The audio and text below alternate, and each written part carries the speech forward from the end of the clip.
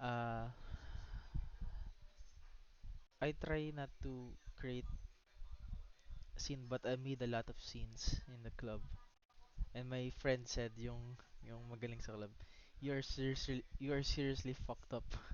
Kumbaga yun na yun eh. So ayun. So nangyari like, yeah, I mean I don't care anymore kasi it happens like what you said, and I'm very grateful sa experience na yun. But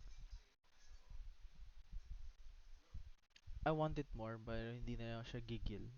Like I have to really think utak bago puso, 'di ba? Ayun yung sa akin.